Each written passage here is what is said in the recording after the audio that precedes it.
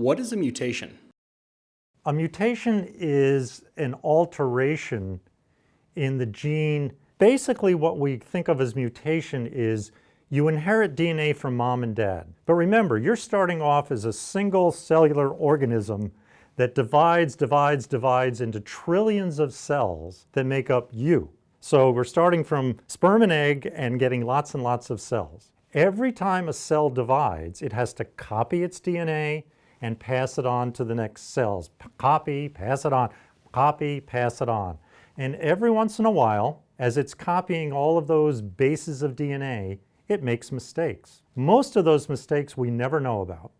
But every once in a while, a mistake occurs in a gene in which one of those bases, one of those coding segments gets altered. And if it gets altered in a gene that causes cells to more rapidly divide, that's a mutation we want to know about. We all carry mutations. There is no such thing as totally normal DNA. We all have mutations. We all expose ourselves to sunlight. We all expose ourselves to different foods. We all make mistakes as our DNA is being copied. So all of this stuff happens. Now, fortunately, there is an incredible proofreading function when we copy DNA so that the cells have lots of repair mechanisms to repair mutations. But sometimes even those slip through the cracks. And what happens is in myeloma, individual bases become changed and they never get fixed.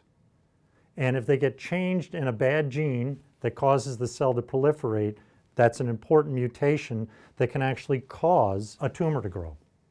What are some things that cause mutations? I always say that people are the DNA of every individual, and if you want to blame your DNA, who do we blame? Okay, number one, we blame mom and dad because most of the DNA we got was from mom and dad.